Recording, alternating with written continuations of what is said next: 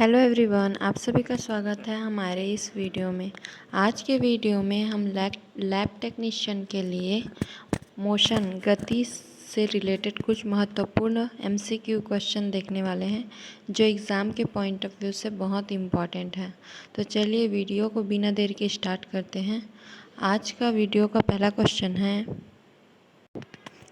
Question first, विस्थापन में परिवर्तन की दर क्या कहलाता है? ऑप्शन ए है गति, ऑप्शन बी है त्वरण, ऑप्शन सी है वेग या ऑप्शन डी है दूरी। तो इसका करेक्ट आंसर हो जाएगा option C is the correct answer. क्या कहलाता है? वेग। विस्थापन में परिवर्तन की दर कहलाता है आपका वेग। अगला क्वेश्चन है, क्वेश्चन सेकेंड, भीड़ भाड़ वाली सड़क पर बस की गति कैसी होती है? ऑप्शन ए असमान, ऑप्शन बी एक समान, ऑप्शन त्रिवितीय या ऑप्शन डी रेखीय। तो इसका करेक्ट आंसर हो जाएगा असमान। जब भीड़ भाड़ में बस चलती है तो वो एक समान ना होकर असमान चलती है। आपने ध्यान दिया होगा। अगला क्वेश्चन है, चाल, दूरी और समय का सही संबंध है। चाल, दूरी और समय का सही संबंध क्या है? ऑप्शन ए चाल बराबर दूरी बटे समय, बी दूरी बराबर चाल बटे समय, सी समय बराबर चाल बटे दूरी या डी चाल बराबर दूरी गुणी समय। तो इसका करेक्ट आंसर हो जाएगा ऑप्शन फर्स्ट। क्या हो जाएगा? ऑप्शन फर्स्ट, चाल बराबर दूरी बटा समय, speed is equal to distance by time. ये फॉर्मूला याद रखिएगा। अगला क्वेश्चन है, गति की परिभाषा क्या है? गति की परिभाषा क्या है मतलब गति कब है बोलेंगे। और पहला है वस्तु की स्थिति में परिवर्तन, बी है वस्तु की गति में परिवर्तन, सी है वस्तु की दिशा में परिवर्तन, डी है वस्तु की गति और दिशा दोनों में परिवर्तन। तो इसका करेक्ट आंसर क्या हो जाएगा? वस्तु की गति में परिवर्तन। क्या हो जाएगा? आंसर बी, वस्तु की गति में परिवर्तन गति की परिभाषा होगी। अगला क्वेश्चन है, वेग की इकाई क्या है?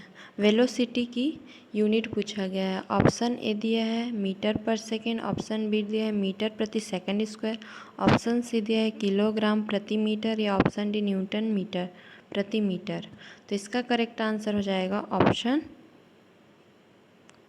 ए। क्या हो जाएगा? ऑप्शन ए, मीटर प्रति सेकेंड।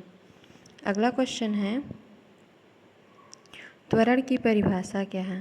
त्वरण की परिभाषा ए है वेग में परिवर्तन की दर, बी है गति में परिवर्तन की दर, सी है दिशा में परिवर्तन की दर या डी है स्थिति में परिवर्तन की दर। तो यहाँ पे आपका आंसर क्या हो जाएगा? ऑप्शन ए, वेग में परिवर्तन की दर को क्या बोला जाता है? त्वरण बोला जाता है। याद रहेगा, त्वरण को डिनोट करते हैं ए से। किससे डिनोट किया जाता है? ए से त्वरण को डिनोट करते हैं। त्वरण को ए से डिनोट किया जाता है, वेग को वी से डिनोट किया जाता है और प्रारंभिक वेग को यू से डिनोट किया जाता है। अगला क्वेश्चन है, न्यूटन की गति के पहले नियम को क्या कहते हैं?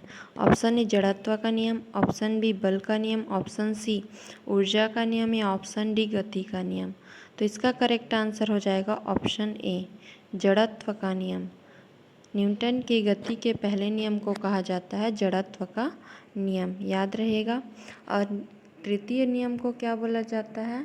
तो उसको बोला जाता है आपका क्रिया प्रतिक्रिया का नियम।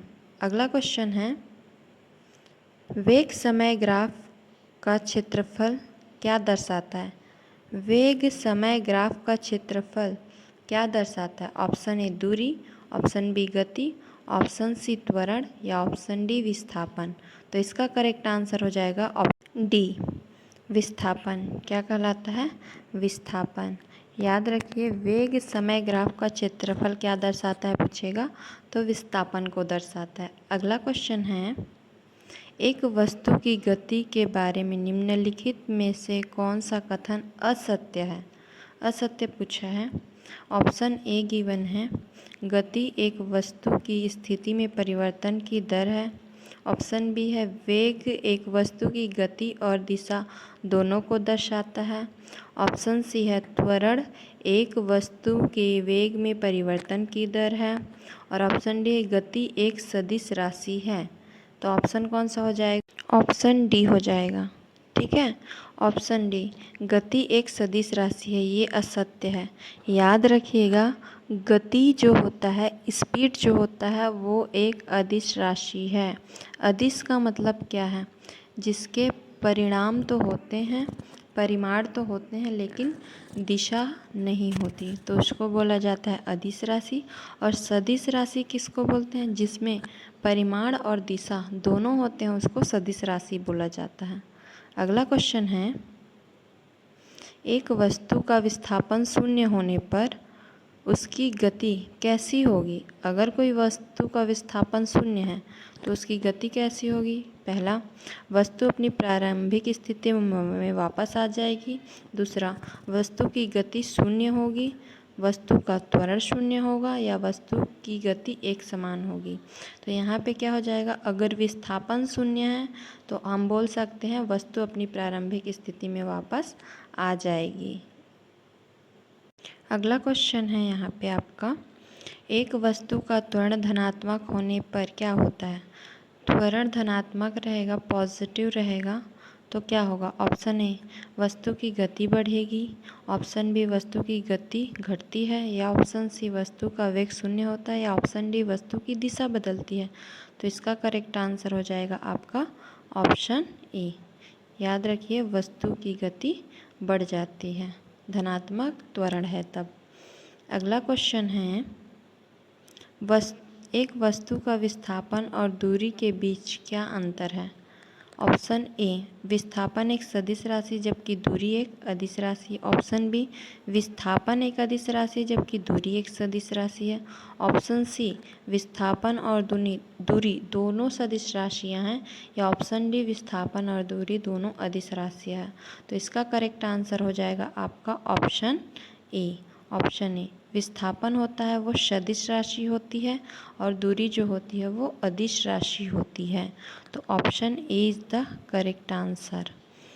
अगला क्वेश्चन पे चलते हैं, एक वस्तु की गति की इकाई क्या है? स्पीड जो होता है उसकी इकाई पूछा गया है। तो क्या होगा? Option A metre per second, option B kilogram metre, option C newton per metre, या ऑप्शन डी जूल सेकेंड।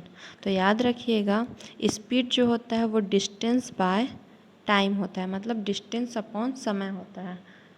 तो यहाँ पे दूरी किससे मापते हैं?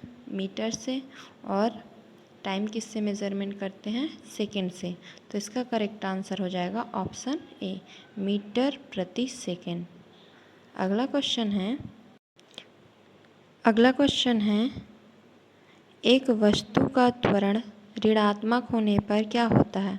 ऑप्शन ए वस्तु की गति बढ़ती है, ऑप्शन बी वस्तु की गति घटती है, ऑप्शन सी वस्तु का वेग शून्य होता है, या ऑप्शन डी वस्तु की दिशा बदलती है। तो इसका करेक्ट आंसर हो जाएगा ऑप्शन बी वस्तु की गति क्या हो जाती है? घटती है। बी ऑप्शन करेक्ट हो जाएगा। अगले क्वेश्चन है, एक वस्तु का विस्थापन समय ग्राफ का ढाल क्या दर्शाता है? विस्थापन और समय के बीच जो ग्राफ बनता है वो किसको प्रेजेंट करता है, रिप्रेजेंट करता है? ऑप्शन ए वेग, ऑप्शन बी त्वरण, ऑप्शन सी गति, या ऑप्शन डी दूरी। तो इसका आंसर हो जाएगा आपका ऑप्शन ए वेग, velocity. Option A is the correct answer. अगले क्वेश्चन पे चलते हैं, एक वस्तु की गति के बारे क्वेश्चन है, एक वस्तु की गति के बारे में निम्नलिखित में से कौन सा कथन असत्य है? एक वस्तु की गति एक समान हो सकती है, एक वस्तु की गति असमान हो सकती है। ऑप्शन सी है एक वस्तु की गति एक दिशा में होती है, या ऑप्शन डी एक वस्तु की गति दिशा बदल सकती है। तो इसमें से हो जाएगा ऑप्शन सी। याद रखिएगा, एक वस्तु की गति हमेशा एक ही दिशा में होती है। अगला क्वेश्चन है, एक वस्तु की गति 5 मीटर पर सेकेंड है, 10 सेकेंड बाद उसकी गति 15 मीटर पर सेकेंड हो जाती है। वस्तु का त्वरण कितना है? याद रखिएगा इसके लिए acceleration A is equal to होता है फाइनल वेग अपॉन अंतिम वेग माइनस प्रारंभिक वेग अपॉन में टी। याद रखेंगे फॉर्मूला, त्वरण बराबर होता है अंतिम वेग माइनस प्रारंभिक वेग अपॉन में टी। इस फॉर्मूले का यूज़ करेंगे तो यहाँ पे देखिए कितना था स्टार्टिंग में 5 मीटर पर सेकेंड, 10 सेकेंड बाद कितना हो गया 15 मीटर पर सेकेंड। तो यहाँ पे लिखेंगे 15 अंतिम है, 5 प्रारंभिक है और यहाँ पे आ जाएगा 10। तो इसका क्या हो जाएगा 15 में से 5 गया तो 10/10 कैंसिल करेंगे 10, 10 से कम 10 1। तो इसका आंसर क्या हो जाएगा 1 मीटर पर सेकेंड स्क्वायर। याद रखिएगा त्वरण का यूनिट होता है मीटर प्रति सेकेंड स्क्वायर। तो इसका आंसर हो जाएगा option A. And option B भी सेम ही आंसर है, तो आप ऑप्शन बी भी कर सकते हैं। दोनों ऑप्शन एक ही हो गया है, सो इसके लिए सॉरी, बट ये दोनों आंसर करेक्ट है। अगला क्वेश्चन है, एक वस्तु 20 मीटर प्रति सेकंड की गति से चल रही है। यदि वह 5 सेकंड तक समान गति से चलती रहे तो वह कितनी दूरी तय करेगी। अब यहाँ पे देखो स्पीड दिया गया है, मतलब S is equal to formula बताए थे डिस्टेंस बाय टाइम। तो यहाँ से अगर सॉल्व करें तो स्पीड कितना गिवन है 20 मीटर प्रति सेकेंड, डी आपको फाइंड करना है और समय दिया है आपको 5। तो यहाँ से अगर मैं डी को निकालूँ तो 20 गुणित 5, 20 पंछे कितना हो जाएगा 100। तो कितना आ जाएगा आपका आंसर 100। 100 किस में मीटर में। तो आपका कौन सा आंसर हो जाएगा option B. Option B is the correct answer. ये फॉर्मूला आपको याद रहेगा तो आप फाइंड कर सकते हैं। अगले क्वेश्चन पे चलते हैं। अगला क्वेश्चन है,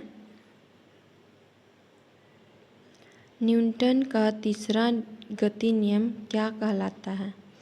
ऑप्शन ए, हर क्रिया के बराबर और विरुद्ध क्रिया होती है, वस्तु की गति स्थिर रहती है, वस्तु का द्रव्यमान स्थिर रहता है, वस्तु की ऊर्जा स्थिर रहती है। तो इसका करेक्ट आंसर हो जाएगा ऑप्शन ए, हर क्रिया की एक बराबर और विरुद्ध क्रिया होती है।